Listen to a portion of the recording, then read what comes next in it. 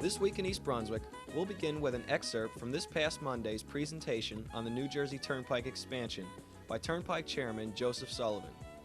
Then we'll move on to our regular This Week features. Bob Nemzer's Quick Clicks, on location at Johnson Park.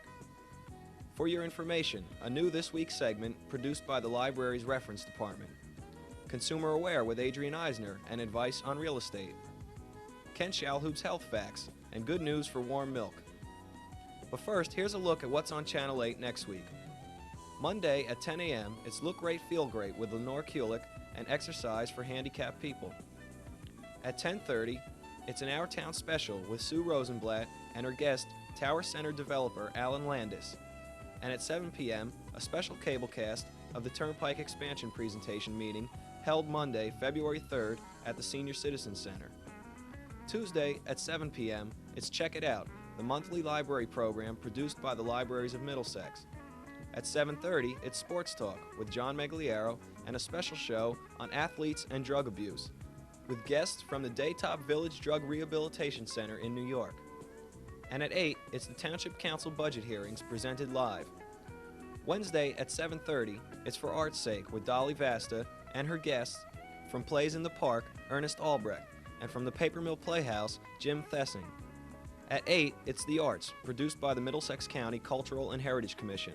And Thursday at 7 and 8 p.m., we'll have an all-new This Week in East Brunswick, followed at 8:30 by About East Brunswick with the Mayor.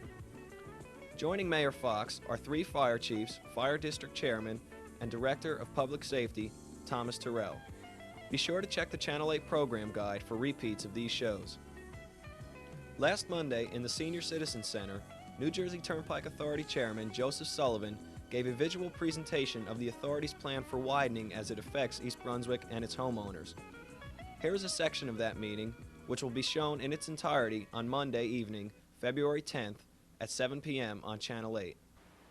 This is the northern sector of the East Brunswick area. This is the Turnpike Headquarters Administration Building. This is Interchange 9. This is the Tower Center site.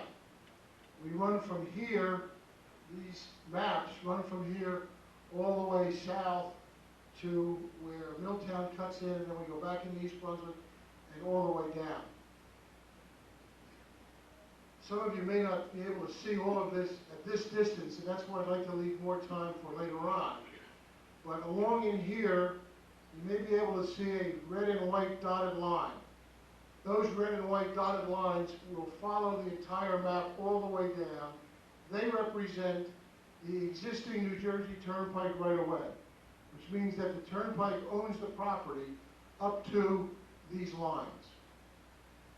The high-intensity orange lines are proposed new rights-of-way, which would allow us to widen the road all the way down. And as you can see, there are quite a few of these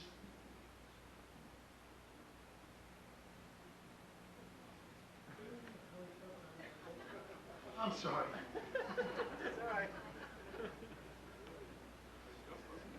Yeah.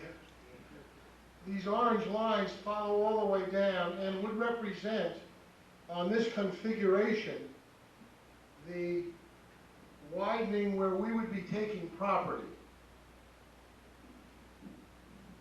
Especially in here, where we're on Sherry Road, we have the Colonial Pipeline under here. If we came out here, we would probably cause the pipeline to be moved. This whole street would be in trouble. In here we have Wellington Road.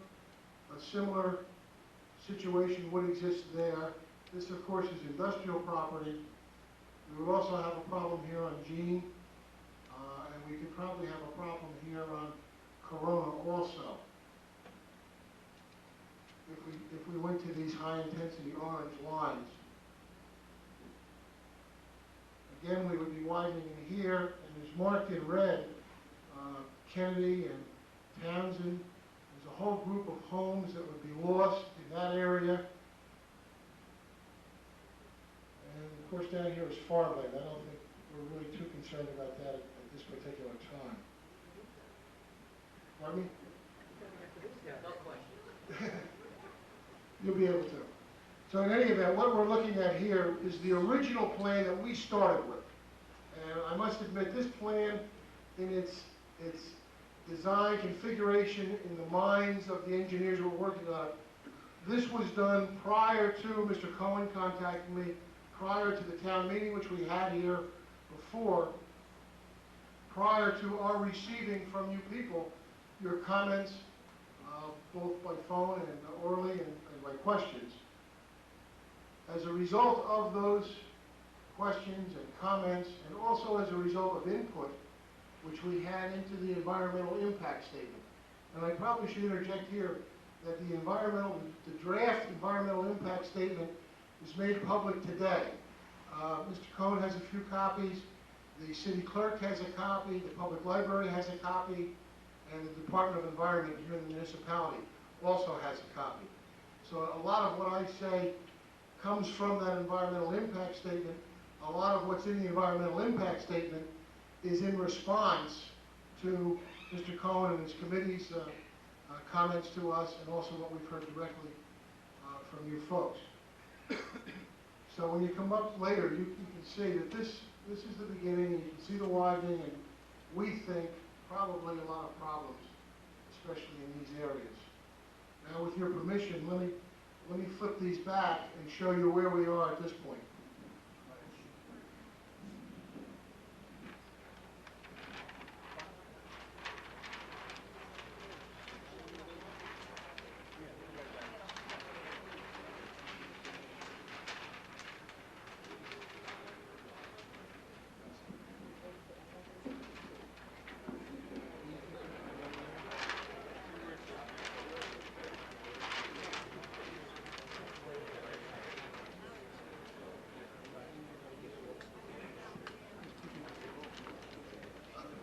Again, using the guidelines of the high-intensity orange being, this is orange, I think. That's red. That's got to be orange. Whatever. Anyway, the high-intensity colors indicate where the turnpike will require additional property. The red and white striped line that runs vertical on the map is the municipal boundary between East Brunswick and New Brunswick. Again, here is interchange 9 and the Turnpike Authority headquarters. You can see right there where it says interchange 9 that we have shown on there a widening of that interchange and a future widening of the access road heading for Route 18 westbound. However, we have not yet shown any improvements to the Narracon Bridge because that's still under consideration with respect to another matter. What you see in yellow are the new lane configurations for the turnpike. And if you notice, until we get here to Sullivan Way, I don't know why they named it Sullivan Way.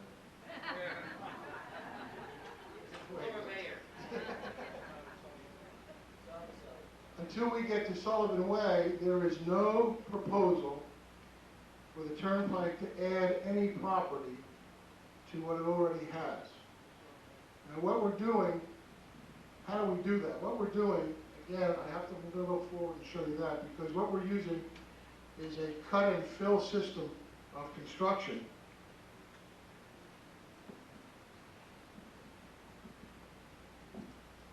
This is not any one particular place. It's just a general schematic to show you what we're talking about.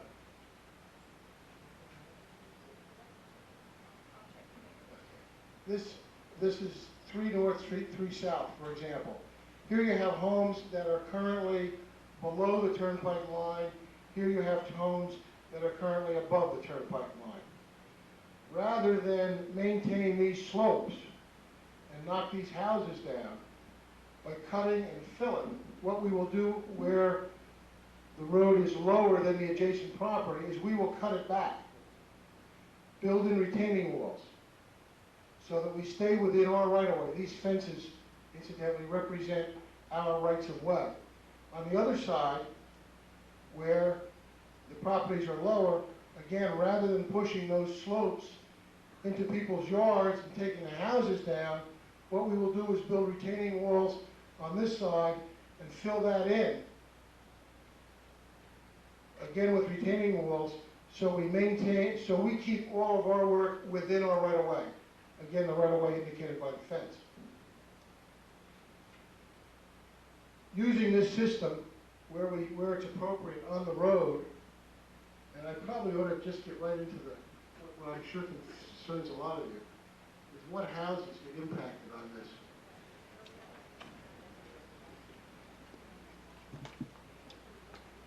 We're proposing building a new Sullivan Way Bridge across the Turnpike. We will impact this house, and I apologize, I don't have the names of all these people. I'm sorry. Okay. There's a house here on the corner, and then there are two up in here. We feel that this intersection here will be beneficial to the safety of the kids at the school, because it will open it up. So we've got those three that we have to interfere with, regrettably. That's all to there.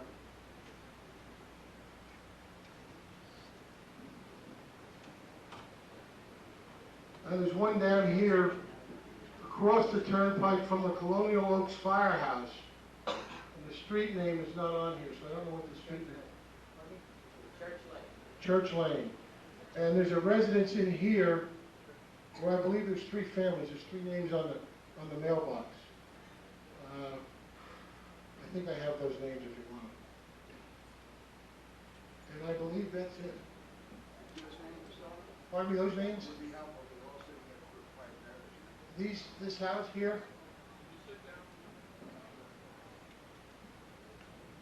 The three names on the mailbox on Church Lane are Robertson, Wright, and Von Lou.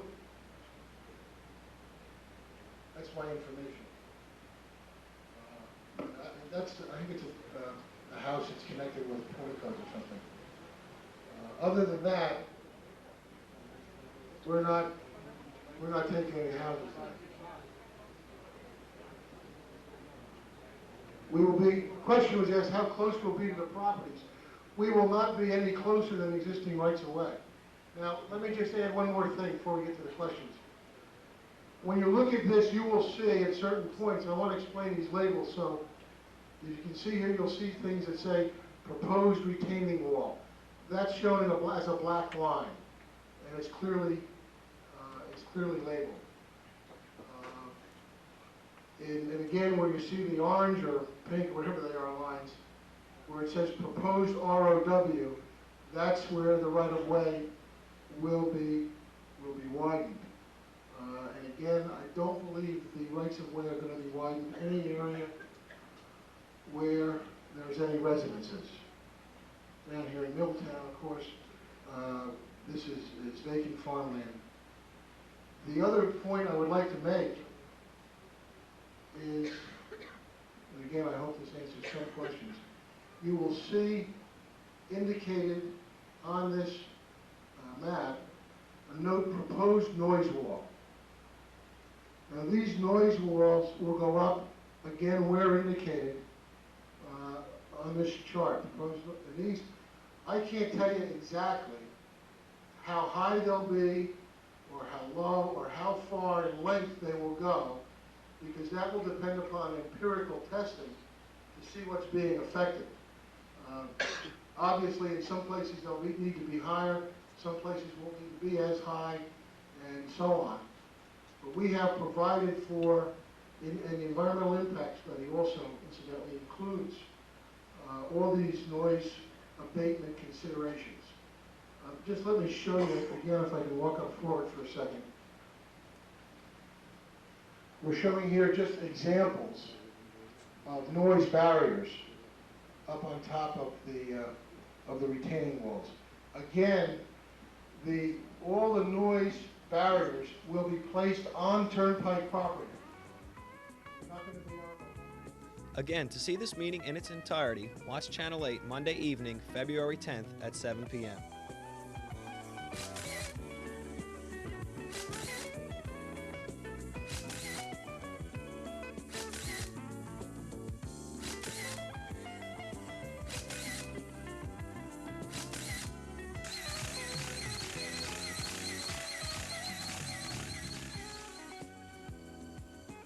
Hi, welcome to Quick Clicks. We're going to explore depth of field and how we can utilize its principles to enhance our photos or just plain old experiment with the varied results. We know that the higher the f-stop, the greater the depth of field, and the lower the f-stop, the shallower the depth of field. It is this shallower depth of field that will help us get the results we're looking for. The problem is to take a photo of an animal in a cage or behind a fence and make it appear as if the cage or the fence wasn't there. The way it is done is to first meter the subject for exposure. Let's say it's 125th of a second at f11. If you increase the speed, let's say to 1,000th of a second, you can open up your shutter using a lower f-stop to f.25, thereby greatly reducing the depth of field while still keeping the same proportion as you had before. That was at 125th of a second at f11. Now what you do is you bring your lens close to the fence or cage.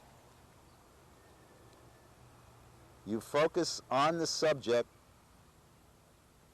and click. You have your picture. The foreground will disappear and the animal will appear out in the open in natural surroundings.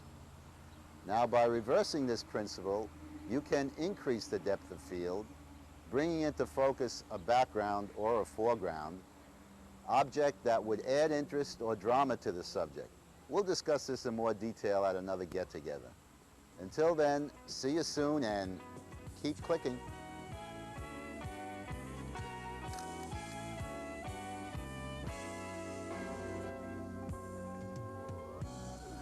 Where can I find magazine articles about the famine in Ethiopia? Hi, I'm Martha Hess, a reference librarian at the East Brunswick Public Library. Questions like this one are asked every day at the reference desk. Yet many of our viewers don't know about the wide range of information sources available here to answer them. Today, our question takes us to the periodical indexes. These indexes list magazine and newspaper articles by subject. Here we will find the magazine index, the source of the answer to today's For Your Information question. So, where can you find articles about the famine in Ethiopia? The magazine index lists over 40 articles specifically related to the famine in Ethiopia from popular magazines that are available here in the library. If you have a question for the reference department, stop by the reference desk or call us at 390-6767. Hope to see you soon.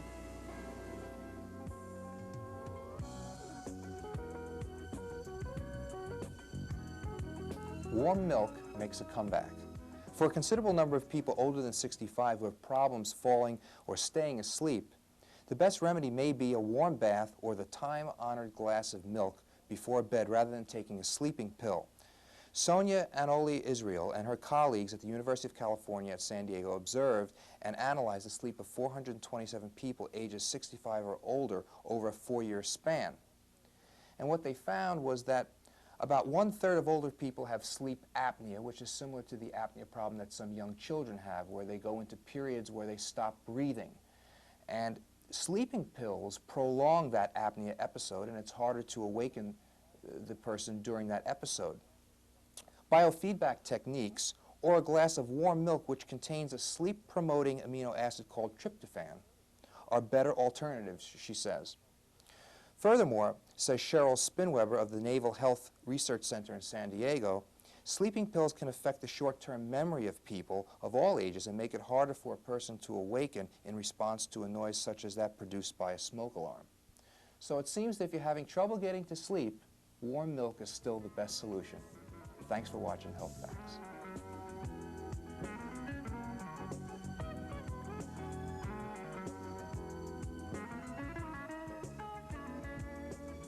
Hello, and welcome to Consumer Aware. I'm Adrienne Eisner, Director of the East Brunswick Consumer Affairs Office. If you are selling or buying a home, you may want to consider using a real estate broker. Although you are not required to use a broker, many consumers do. The following information may help you decide whether you want to work with one, and if you do, what services and terms you may want to arrange. You can find real estate brokers through friends, advertisements, and the Yellow Pages. Before selecting a real estate broker to help sell your home, you first may want to interview brokers from several firms. At an initial meeting with each broker, you may want to ask these questions. What are the current asking and sales prices for homes that are comparable to mine? What sales price do you suggest for my home, and why? What financing packages are you aware of, and what special financing terms could I, as the seller, offer the buyer? Is your commission rate negotiable? For example, will you charge a commission if I find the buyer without the aid of my broker? Will you lower the commission rate if you find a buyer without the aid of another broker and do not need to split the commission? Will you lower the commission rate if you cannot find a buyer within an agreed-upon time frame? Will you place my home on the multiple listing service, a marketing information system used by brokers that list homes for sale? Will you market my home in additional ways, such as placing advertisements in newspapers and holding open houses at regular intervals? How long do you estimate it will take to find a buyer? Will you write into the listing contract all terms and services that are important to me? Will you provide me with the names and phone numbers of previous clients in my neighborhood, if possible to call upon as references? These are some of the questions you should keep in mind if you are considering selecting a real estate broker to market your home. If you have any further questions, please contact us at the East Brunswick Consumer Affairs Office. We're located in the Municipal Building. Our office is open from 9 a.m. until 5 p.m., Monday through Friday. The telephone number is 390-6954. Thank you for joining me on Consumer Aware. Please join me again next week. And that's all for this week. Thanks for watching.